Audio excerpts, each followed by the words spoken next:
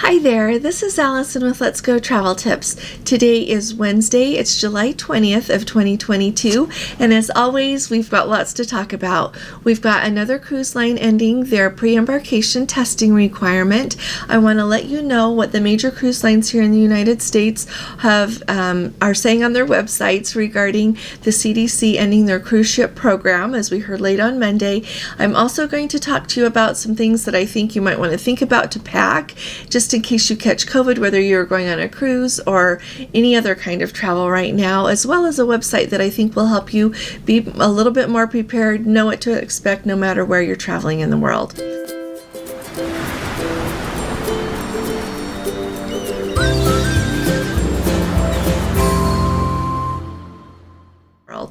So let's go ahead and start with the cruise line that is ending that pre-embarkation testing. So Azamara Cruise Line is the one that has announced that effective July 25th, they will no longer require that pre-embarkation testing. They still are going to require passengers to show proof of vaccination at embarkation, but no longer are they going to require that pre-embarkation test. They do say, though, in their press release, they said that they do hope that people will still test before they leave home, and truly that does make a lot of sense to me. You don't want to travel and already be positive for COVID and get sick while you are on your vacation. So that makes perfect sense. Now, Azamara is a fabulous cruise line, and they are known for going a little bit more out of the way places and places that are not visited quite so much by some of the larger cruise ships on some of your more I don't know if the word would be standard cruises, but your more usual destinations. So I looked them up really quick, and I thought, just for fun, let me tell you just a couple of their 2023 sailings just to give you an idea. And as I was looking through these, I thought, we should do a group cruise on one of these ships because I think it would be fabulous. So for 2023, we'll start off right with January 3rd. They have got a 12-night South Africa intensive voyage. They've got January 4th, they've got a 17-night Australia and New Zealand voyage, a 12-night Southern Caribbean, January 5th. That one would be a little bit more what we're used to, I think. But at the same time, they've got a 17-night Antarctica voyage. They've got a 12-night South Africa again, so they do those in loops. We've got Eastern Caribbean. There are just so many different cruises here that are so fun. Here's one that goes a 17-night to Falklands and Fjords.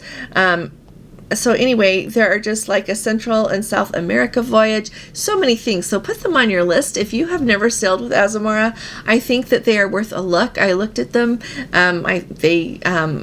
I think they look fabulous, so we will look at that a little bit more together. So the next thing that I want to talk to you about is what the major cruise lines are saying with regards to the CDC pulling out of having quite so much to do with the guidance to the cruise lines. And along with that, I wanted to tell you, for a while the cruise stocks were all really going down a lot. And so right now it's almost 4 o'clock there on the east coast of the United States. I'm a little bit late today, but Carnival Cruise Lines is up to $11.09 right now. It shows on my phone. So things are getting a little bit better. They have been way lower than that just of late, and the other cruise lines are up a little bit as well. So I thought this hopefully will help their stock a little bit and hopefully improve what analysts think the future of cruising looks like. So first of all, with MSC Cruise Lines, they have ships here running here in the United States, even though they have even more going in Europe, and they don't have a statement on their website right now with regard to that, at least not that I could find. And so I will keep my eye on that. Norwegian Cruise Lines also does not have a big statement about the CDC pulling out of giving quite so much guidance to cruise lines. Now Royal Caribbean does. They say on July 18th, the CDC announced that the COVID-19 program for cruise ships is no longer in effect. Going forward, the CDC will continue to publish guidance for the cruise industry. We are waiting for these revised recommendations, which we expect in the coming days. Upon review, we will adjust our current protocols and provide guidance to our guests. For now, our current protocols remain in effect for cruises departing from the U.S. home ports.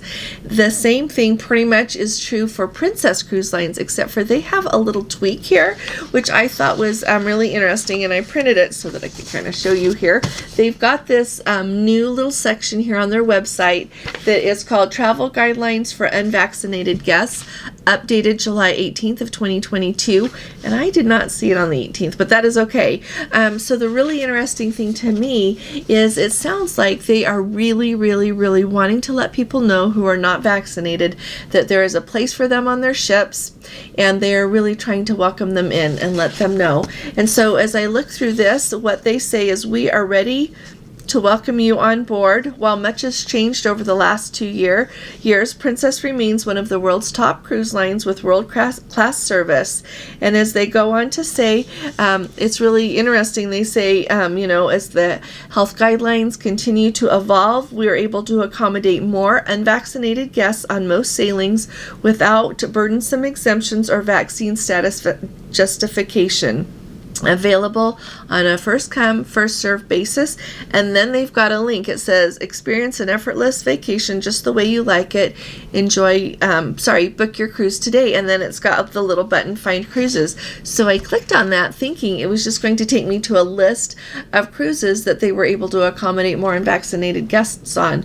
But it took you right to that landing page that you go to on princess.com if you want to select, plan a cruise, and then you pick your destination and maybe the dates you want to sail from.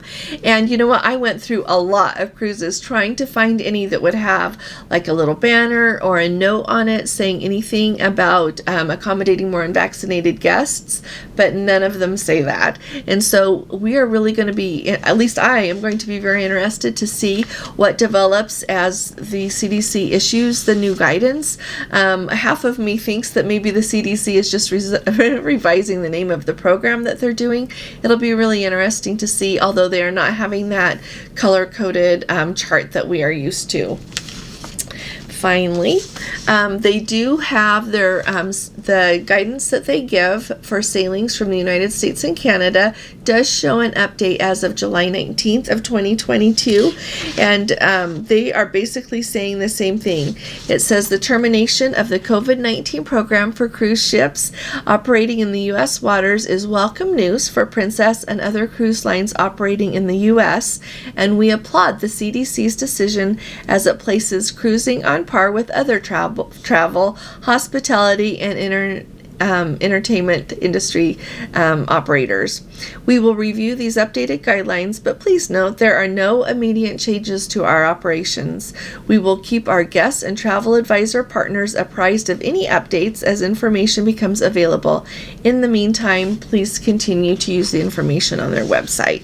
So I thought you would just like that, and I read through all of the different FAQs, everything to do, compared it with what I printed at the last update, and it is exactly the same. So there is no new guidance. There is one thing that I want to point out to all of you because it just comes up so often.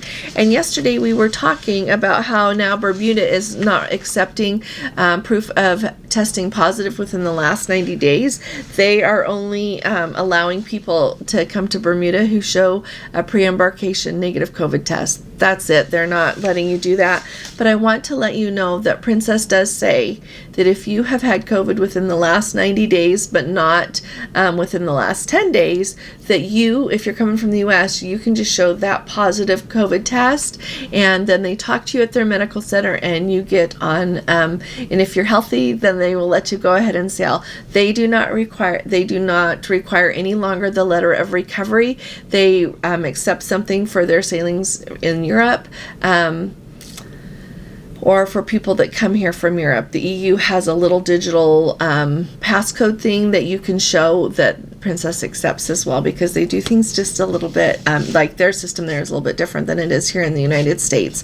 So I hope that helps some of you. So remember, if you're not feeling good, get tested and then get a lab verified COVID test to be able to show an embarkation if you've got a cruise just around the corner.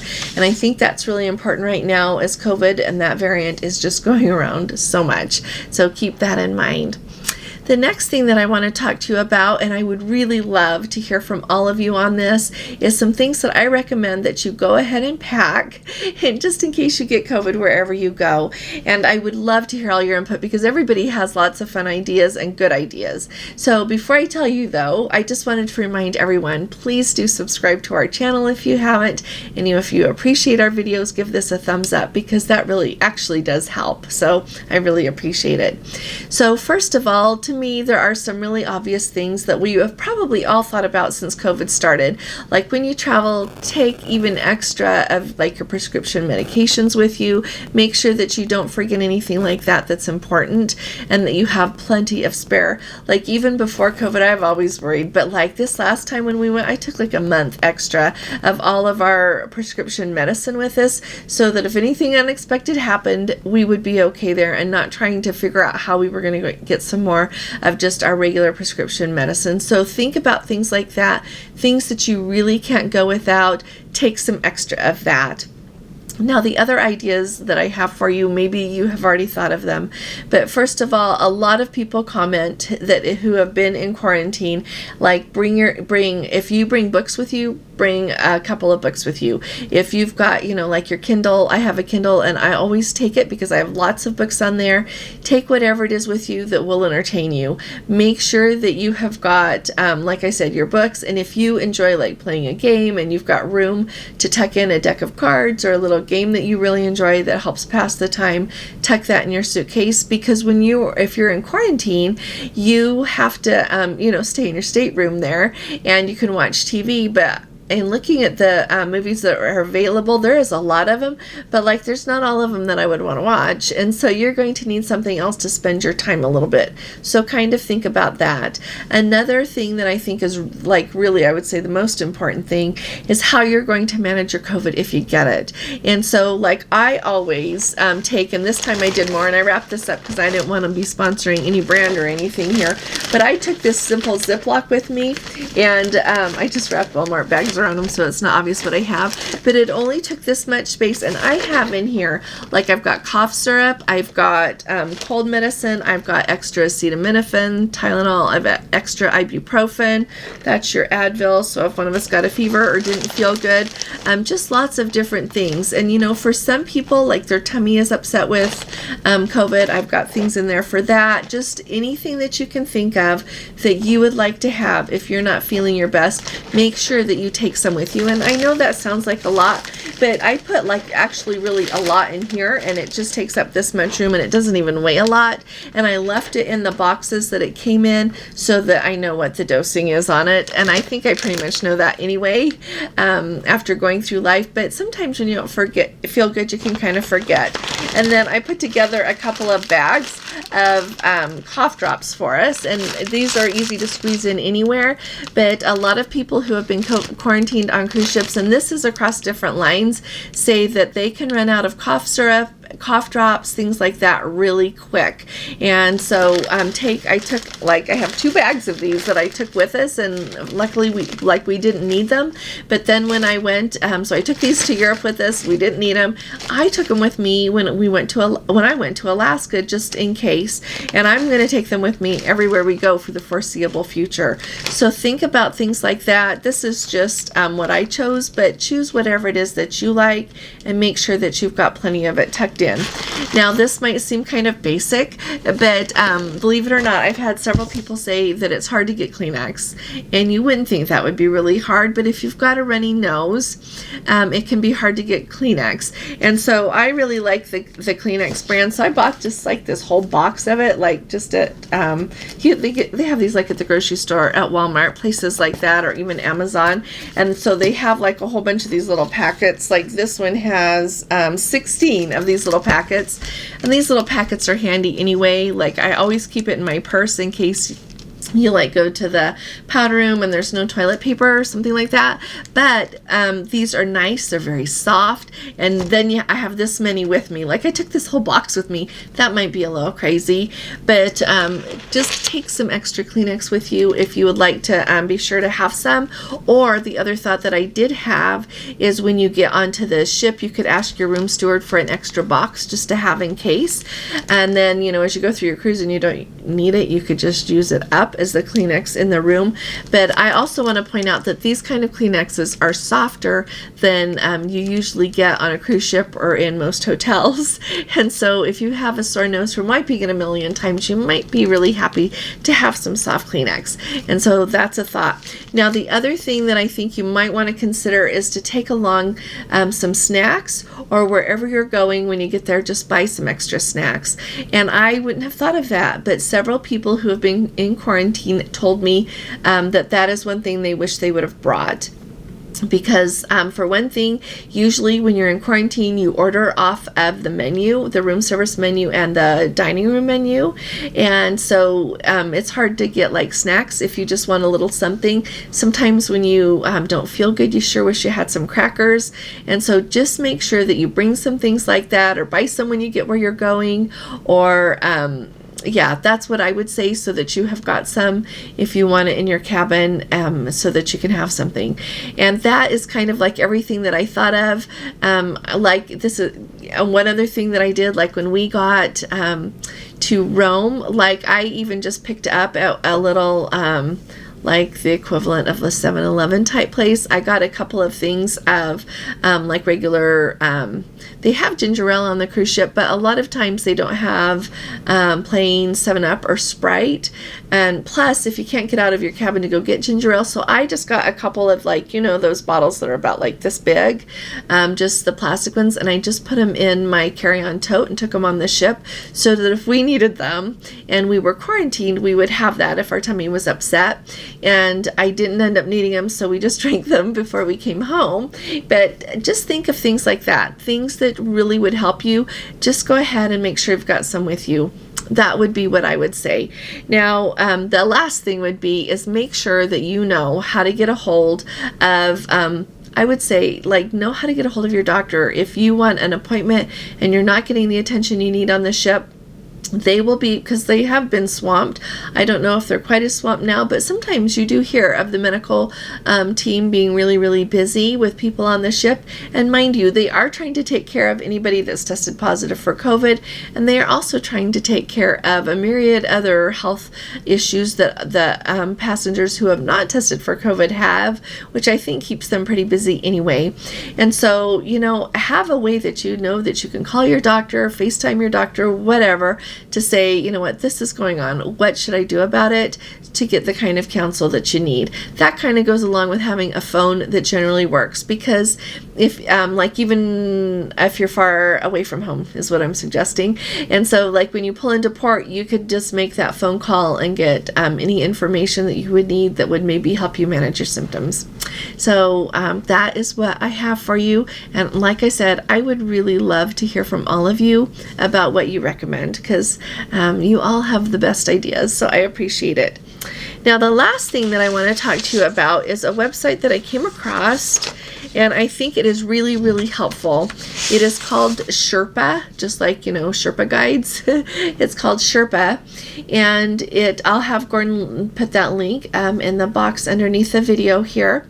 But it is so handy. You can go to that website, and then you put where you're traveling from, so whatever your home country is to whatever country you're going to travel to, the dates that you're going to travel, you enter that, and then it comes up with what the requirements are to visit that country from your country.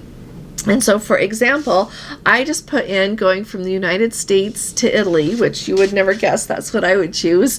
And they tell you what the travel restrictions are. They tell you like that no quarantine is required. They let you know if you need a visa. They let you know if you need any additional forms and documents to go there, as well as any additional information. Like for Italy, they added mandatory use of the FFP2 masks in public transportation. So this is really, really a helpful website, and I really appreciate that somebody has gone to the trouble to do this. It didn't cost anything to do this. You literally go there and enter in where you're going from and to, and the dates, and it brings it up. So I hope that you all find that really helpful as you're preparing where to go. Like if I was going on a cruise abroad right now, I would like put in every country that I was going to, just so I didn't miss anything and I knew what to expect when I got there. And so I hope that you find that helpful. If any of you have any questions about any of this, surely put it in the comments. Anything that you would like to add to our discussion, I would sure love to hear from all of you. I'll be talking to you all again really soon. You all take really good care. God bless you. Love you. Bye-bye.